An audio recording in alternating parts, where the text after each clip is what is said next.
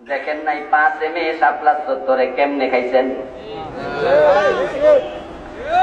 আমার ভাইয়েরা 13 দফা দাবি নিছিলেন। ওই 13 দফা দাবির মাঝে রাষ্ট্র ইসলামের আলোকে চালা ওই দাবিটা কিন্তু ছিল না। ওই 13 দফা দাবির মাঝে ছিল সংবিধানে আল্লাহর উপর আস্থা বিশ্বাস সংযোজন করো, মেয়েদের বোরকা পরে বের হতে হবে, বোরকার আইন করো, এই জাতীয় দাবিগুলা ছিল।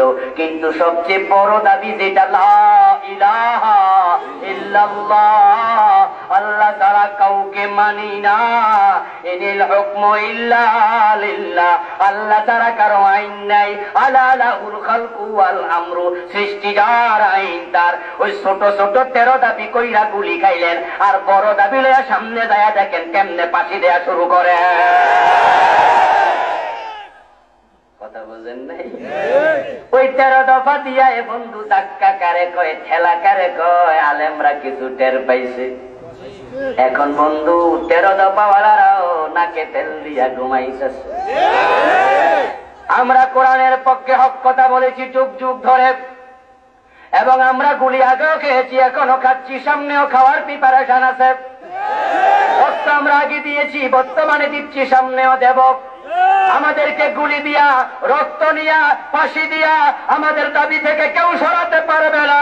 হযরত বেলালের মতো গলায় রশি লাগে টানলেও আমরা আমাদের ইমানের দাবি থেকে 1 ইঞ্চিও সরব না।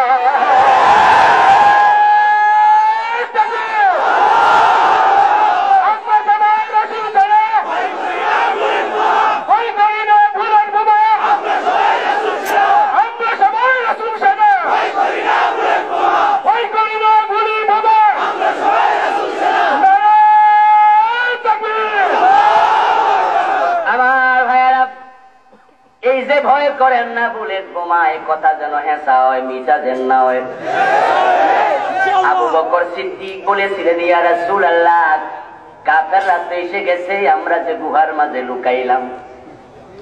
বিশ্বনবী গুহায় লুকাইছেন ভয়ে নয়, ভয়ে নয়, বরং এটা আল্লাহর ইশারা ছিল, ঠিক না?